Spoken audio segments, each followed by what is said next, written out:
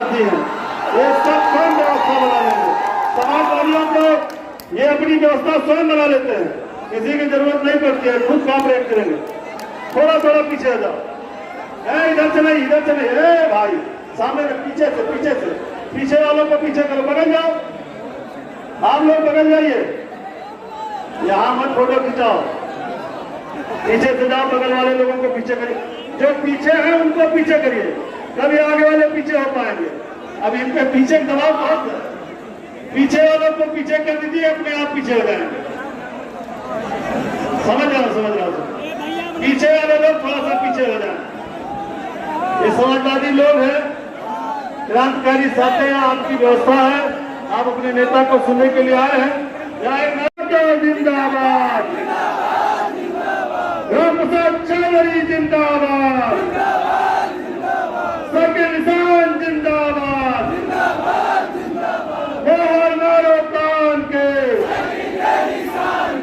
मोहर मारो तान के, मोहर हमारी कहाँ लगेगी, मोहर हमारी कहाँ लगेगी, बटन हमारी कहाँ दबेगी। और अभी इनको एक न्यारा बच्चा होगा बाद में हम चाहेंगे कि हमारे विधायक, हमारे बड़े भाई, हम सब के जिंदाबाद, जिंदाबाद।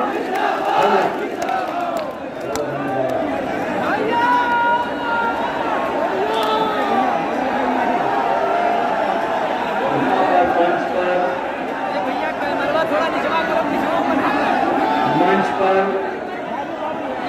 समाजवादी पार्टी और इंडिया गठबंधन के प्रत्याशी, बहुत ही वरिष्ठ नेता, बहुत ही प्रिय नेता, समाजवादी पार्टी और इंडिया गठबंधन के सहयोग और समर्थन के साथ आपके बीच में चुनाव लड़ रहे पूर्व मंत्री राम प्रसाद चौधरी जी, पार्टी के हमारे अध्यक्ष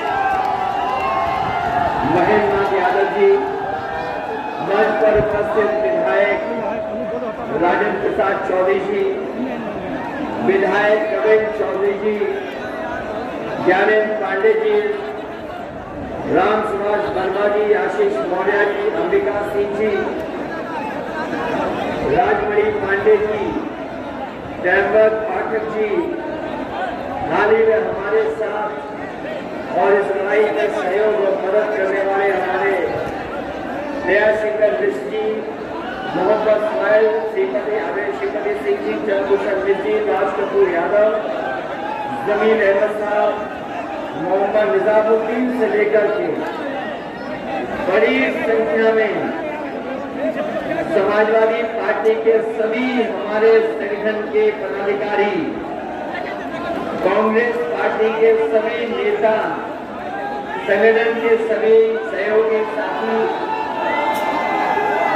उपस्थित सभी बड़े नेता और इस चुनावी जनसभा में आए हुए हमारे सभी किसान भाई, आदरणीय बुजुर्ग, माताएं, बहनें और नौजवान साथी पत्रकार बंधु, मैं इस बस्ती के लोकसभा के यहाँ पर उपस्थित आप सबका बहुत बहुत धन्यवाद और आभार प्रकट करना चाहता हूँ। जहाँ में इस मैदान में पंडाल के नीचे पूरा सामने से लेकर के आखिरी तक देख रहा हूँ, जहाँ इंटर कॉलेज की दीवार है वहां भी लोग खड़े हमें दिखाई दे रहे हैं।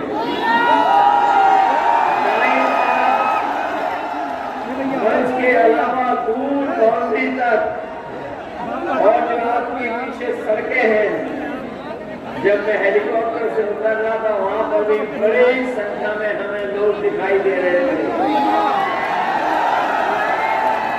ये बस्ती का चुनाव मुझे लगता है कि आप लोगों ने अपने हाथ में ले लिया है।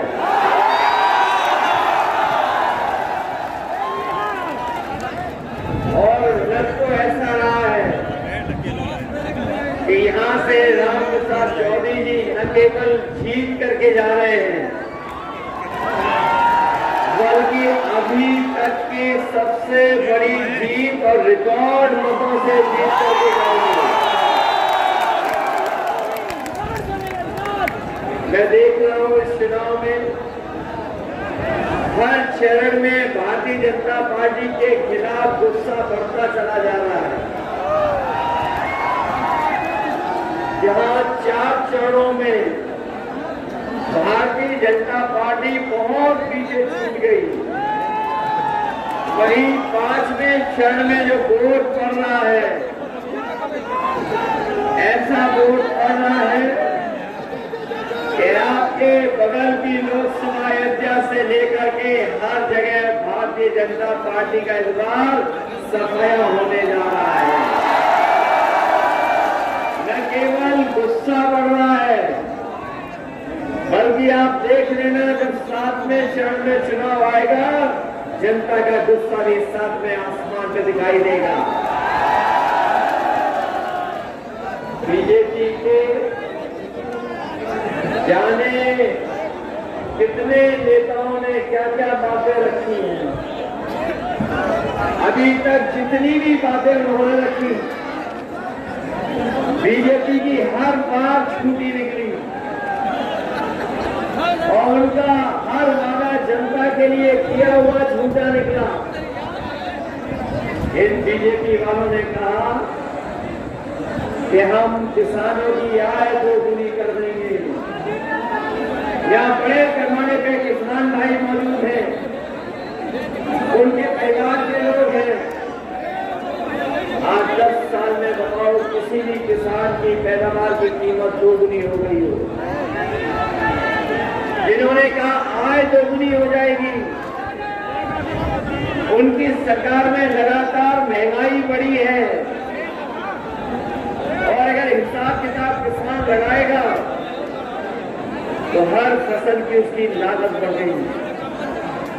जहां लागत कम होनी चाहिए थी, जो कीटनाशक दवाइयां हैं, खाद है, यूरिया है, आपका डीएपी और तमाम चीजें जो सस्ती होनी चाहिए थी, वो सस्ती तो हुई नहीं, लेकिन लागत लगातार बढ़ाती गई है सरकार।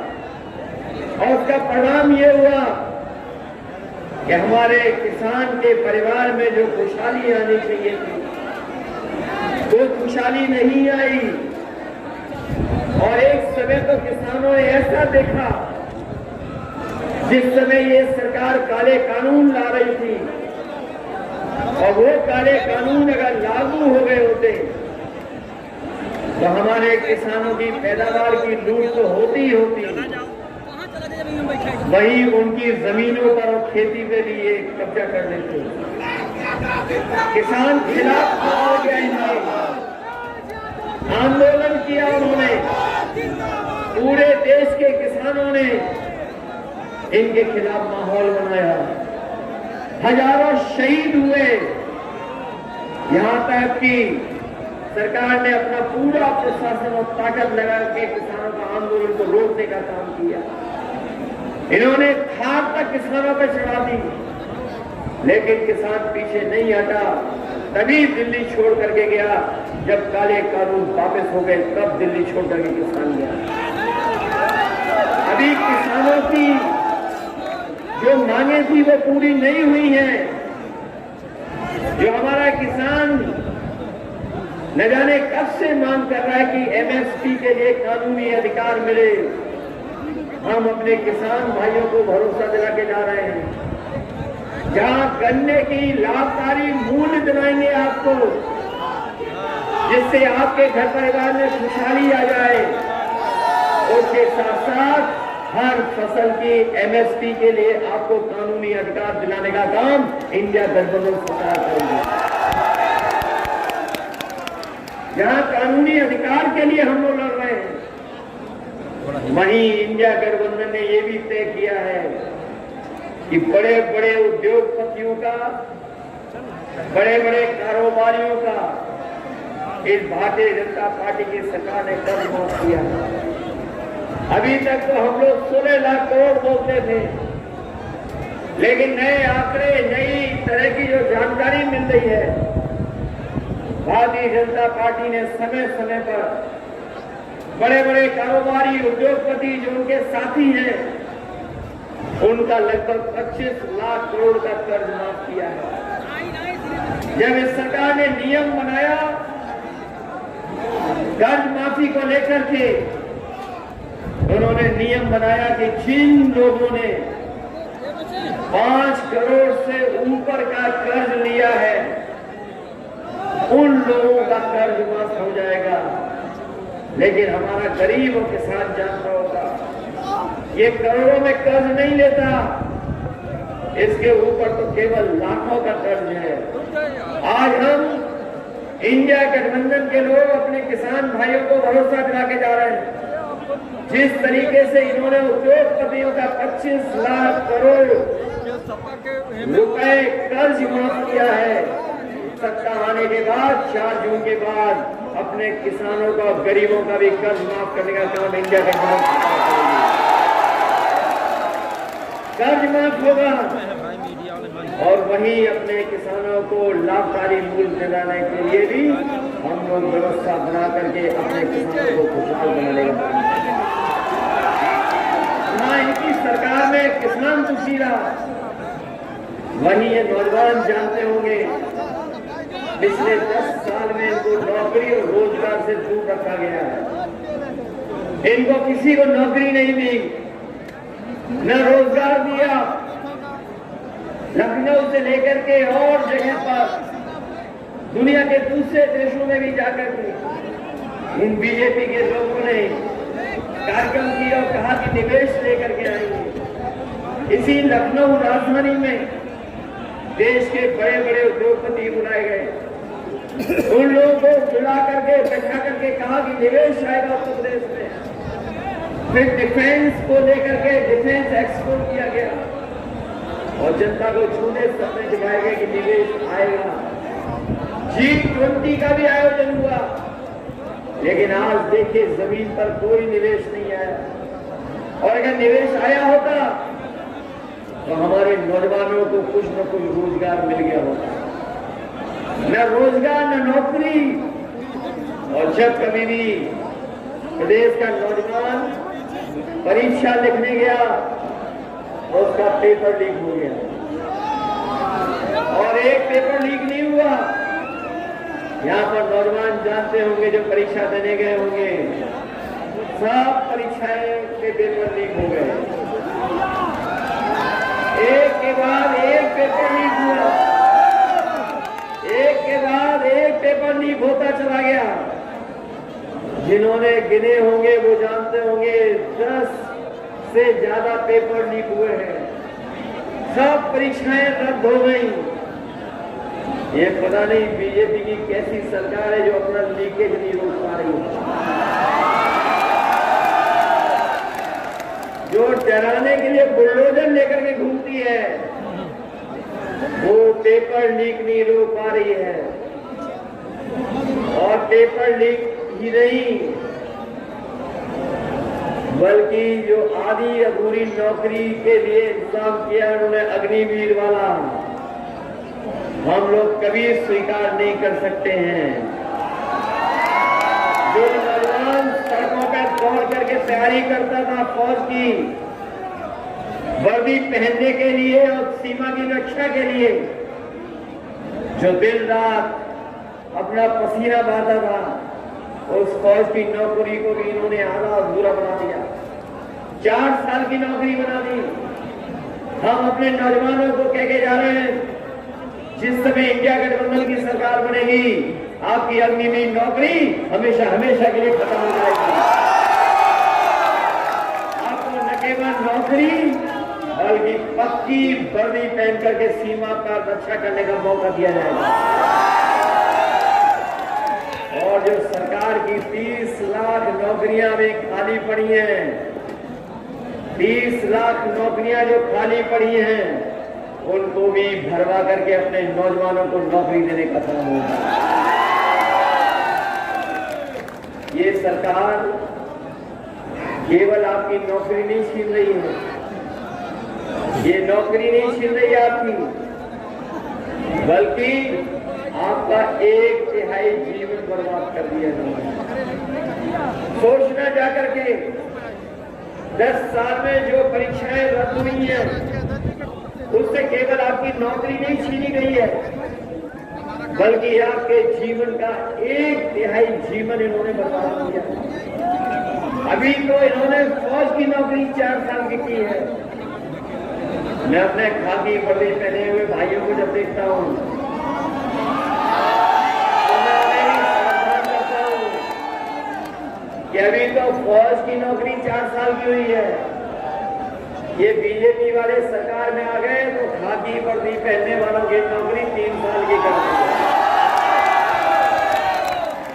जब ये बात मैं कहता हूं तो प्रेस के लोग मुझसे सवाल पूछते हैं कि आप ये कैसे कह सकते हैं, तो मैंने जवाब में पूछता हूं कि बताओ, क्या एयरपोर्ट बेचने के लिए आपको पता था कि एयरपोर्ट एक दिन बिक जाएंगे? क्या हवाई अड्डों के बारे में पता था कि बिक जाएंगे? क्या हवाई जहाज का पता था बिक जाएंगे? बंदरगाह का क्या पता था कि बिक जाएंगे? क्या पता था कि आपको सरकारी विभाग में आउटसोर्स की नौकरी हो जाएगी? और क्या आपको पता था कि आधी रात नोटबंदी हो जाएगी? जब आपको ये नहीं पता था तो फिर अभी तो फौज की 4 साल की नौकरी दी है, इनकी हमारे 3 साल की नौकरी कर देंगे, इसलिए सावधान नहीं आते। सावधान है कि नहीं है?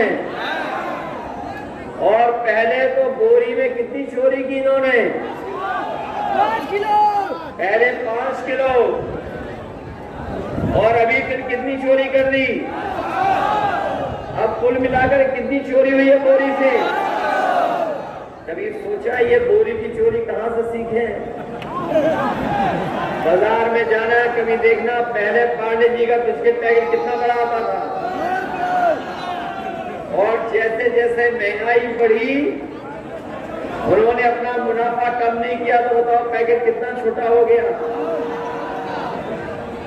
छोटा हो गया पैकेट के नहीं हो गया? अब कितने बिस्किट का पैकेट है? ये सरकार में आ गए तो 1 बिस्किट का पैकेट आपको मिलेगा। बताओ डीजल पेट्रोल महंगा हो गया कि नहीं हो गया? आपकी मोटरसाइकिल 10 साल पहले कितने रुपए की आती थी, और आज मोटरसाइकिल कितने रुपए की है? जो बाजार में आप दवाई लेते थे सस्ती, बताओ आज वो महंगी हो गई कि नहीं हो गई? और कभी देखना जाके बाजार में, जो आपको डॉक्टर साहब जो पर्चा लिखते हैं, पहले आपका बुखार ठीक हो जाता था, 500 मिलीग्राम की जो आपको दवाई मिलती थी, जो गोली मिलती थी 500 mg की, उसमें ही बुखार ठीक हो जाता था। लेकिन आजकल 650 की डॉक्टर लिख रहा है, तब भी बुखार नहीं ठीक हो रहा। वैक्सीन लग गई सबके, याद कीजिए, जबरदस्ती लगाई वैक्सीन के नहीं लगवाई। हमें आपको तो लगवाई लगवाई, पुलिस वालों को भी जबरदस्ती लगवा दी।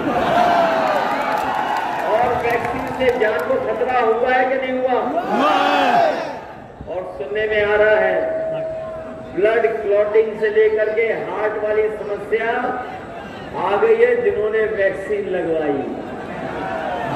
न केवल हमें आपको वैक्सीन लगवा दी, बल्कि वैक्सीन वाली कंपनी से बीजेपी वालों ने चंदा वसूल लिया कि नहीं वसूल लिया? और इलेक्ट्रॉनल बॉन्ड के बारे में आपने जान लिया होगा, कोई कंपनी नहीं छोड़ी जिससे इन्होंने चंदा न वसूला हो।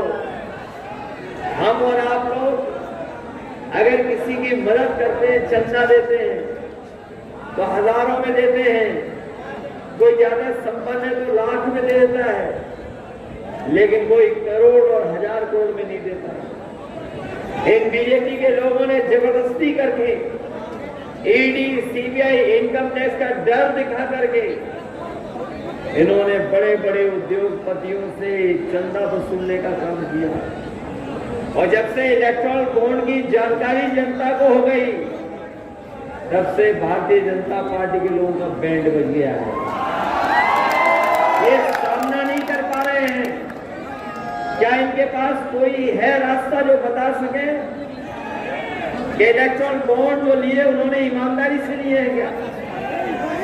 और याद रखना, अगर कोई 1000 करोड़ रुपए देता है तो वो मुनाफे के 2000 करोड़ रुपए कमाएगा।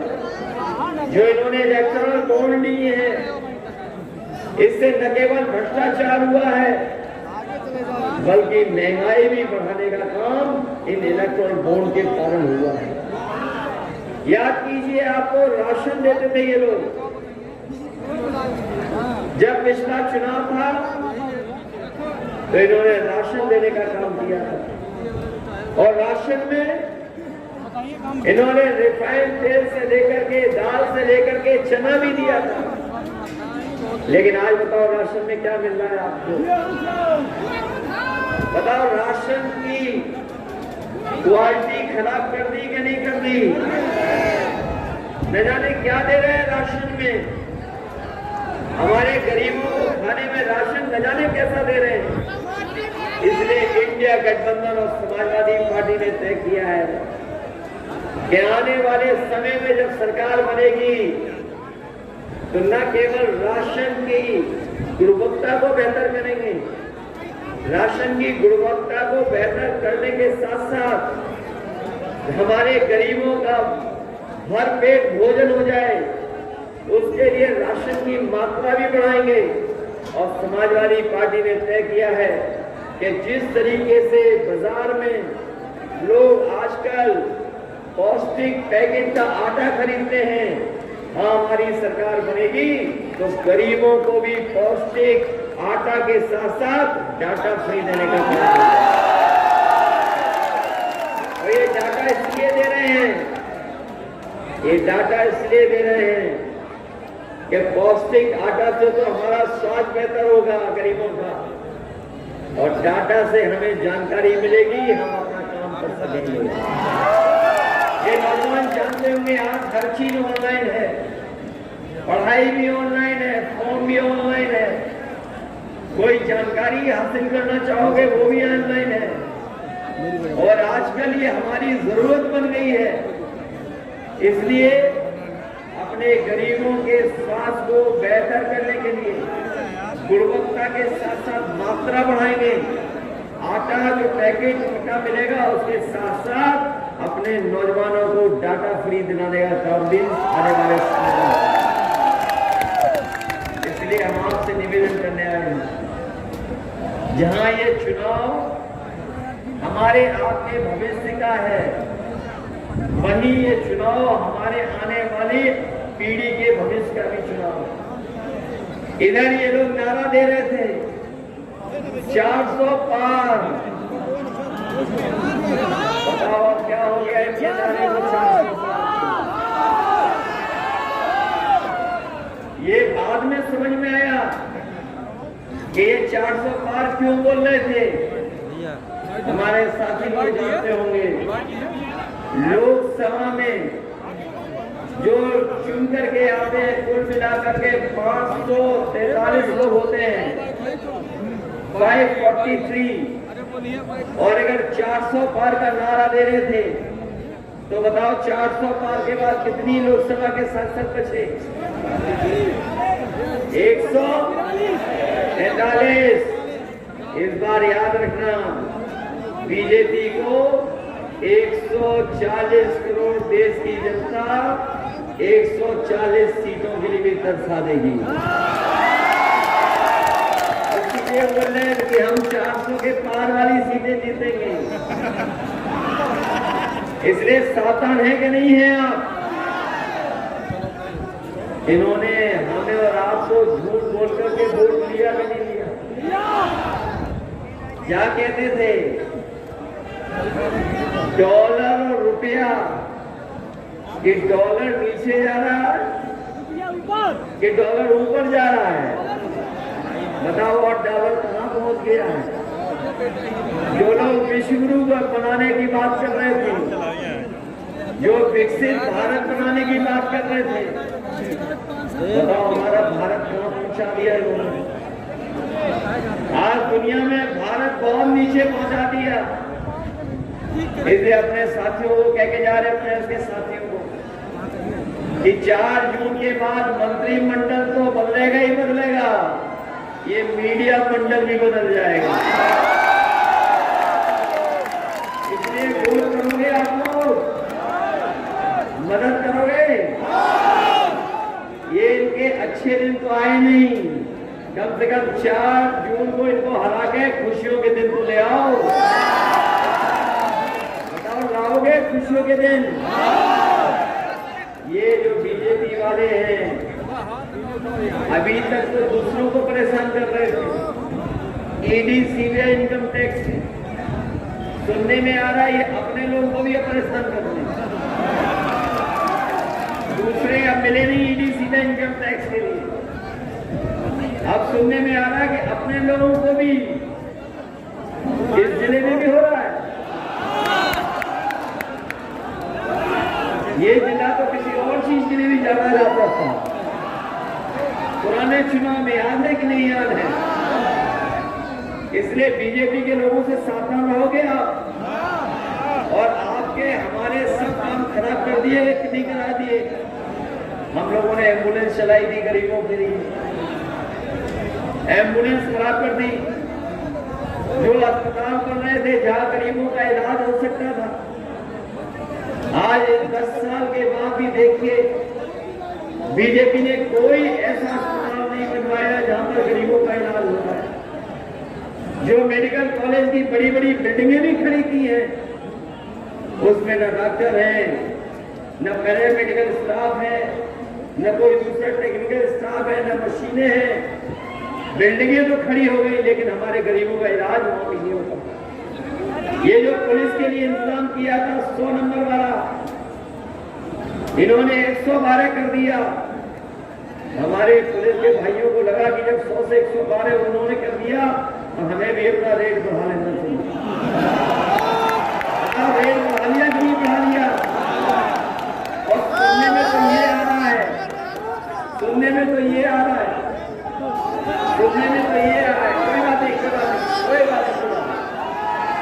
ये अग्निवीर की भर्ती में जाना चाहता है। कोई बात नहीं, कोई बात नहीं।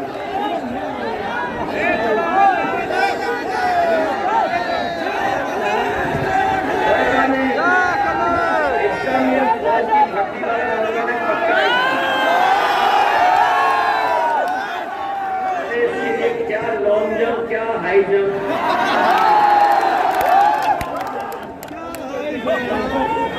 इसलिए साथियों ये सब बातें आपको पता है, इसलिए सावधान रहिए। लोकसभा का चुनाव है, देश का चुनाव है। बीजेपी और बीजेपी वालों के पंडाल आप पता कर लो खाली है। उनके पंडालों में नहीं है जितना, उनके पंडालों में बैठना है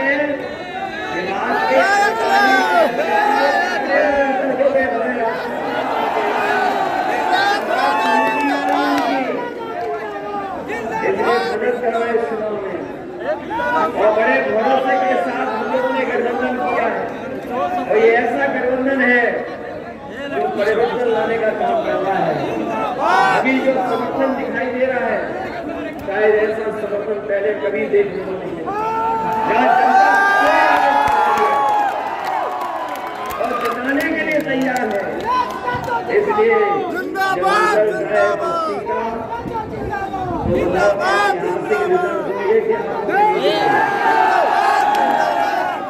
याद रखना, हम सब लोग मिलकर के जो इंडिया गठबंधन के लोग हैं, सरकार बनाना तो चाहते हैं, सरकार तो बनेगी बनेगी। सबसे प्राथमिकता पहले होंगे तो हमारे किसान जिनका कर्ज माफ करना है,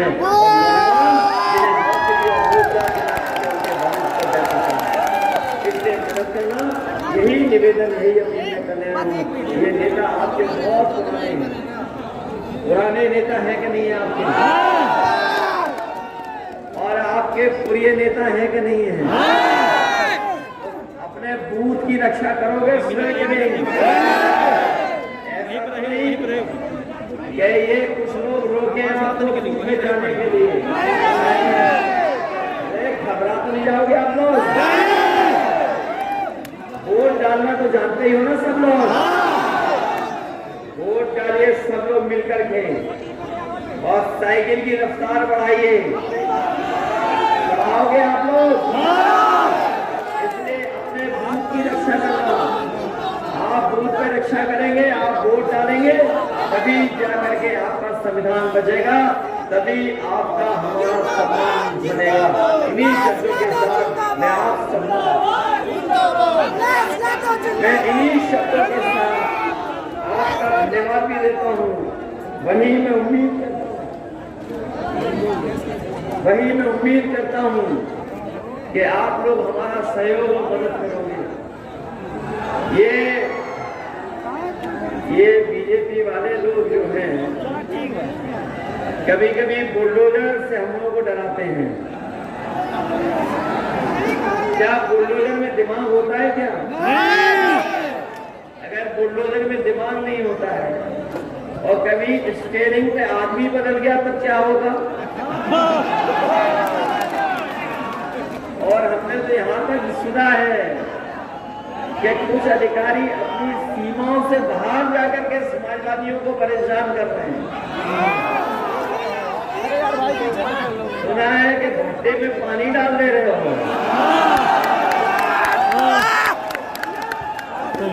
और अगर हम लोगों ने पानी डालना शुरू कर दिया तो कहां बह जाओगे पता नहीं लगेगा। अभी हमारे खाकी वर्दी पहनने वालों को मैंने बताया कि फौज की नौकरी कितने साल की हुई थी? इनकी नौकरी 3 साल की जरूर हो जाएगी बीजेपी की।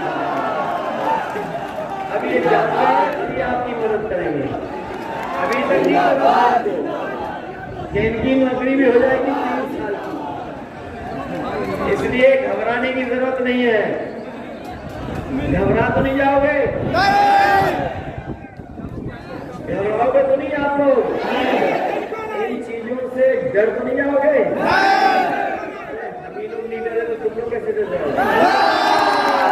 बताओ ये पीडीए की लड़ाई बड़ी है कि नहीं है? आपके पीडीए परिवार के लोगों के साथ धोखा इन्होंने किया कि नहीं किया? और जो यूनिवर्सिटियों में वाइस चांसलर अपॉइंट हुए हैं वो हमारे आपके परिवार का कोई अपॉइंट नहीं हुआ। और जो अपॉइंट वो कर रहे हैं किसी को वो भी हमारे आपके पीडीए परिवार का कोई अपॉइंट नहीं हुआ। बताओ आरक्षण को छीनना है कि नहीं छीनना? ये जितना निजीकरण करेंगे, जितना चीजों को बेचेंगे, बताओ हमारा आपका जो बाबा साहब भीमराव अम्बेडकर जी ने संविधान के तहत आरक्षण दिया था, बताओ ये आरक्षण खत्म करना है कि नहीं करना है? ये जो बाबा साहब भीमराव अम्बेडकर जी का संविधान है यही हमें अधिकार दिलाता है, यही हमें न्याय दिलाता है। और सच्चाई तो ये है, यही हमारी संजीवनी है। बताओ इसको बचाओगे कि नहीं बचाओगे? हम आपको भरोसा दिला के जा रहे हैं। जहां हम लोगों ने पहले भी काम किया था, चाहे विकास के लिए योजनाएं लागू करनी हो वो तो की, साथ ही साथ उत्तर प्रदेश का इंफ्रास्ट्रक्चर कैसे बेहतर हो, बिजली का इंतजाम कैसे बेहतर हो, सर्विसेशन कैसे ज्यादा बने, उन तमाम इंतजामों को करने का काम अगर किसी ने किया तो समाजवादियों ने किया। हम आपको भरोसा दिलाते हैं कि जब कभी सरकार में आएंगे तो ये हमारा बस्ती जिला वो जिला रहा है जहां चीनी मिलों का संख्या बहुत थी, उसको हम लोगों ने अपनी सरकार में शुरू की थी। हम आपको भरोसा दिला के जा रहे हैं जब कभी भी हमारी सरकार समाजवादियों की बनेगी तो अलग से बजट का इंतजाम कर करके आपके वाटरगंज वाली चीनी मिल को भी टेक्नोलॉजी नए जमाने की चीनी मिल बना के जिंदाबाद जिंदाबाद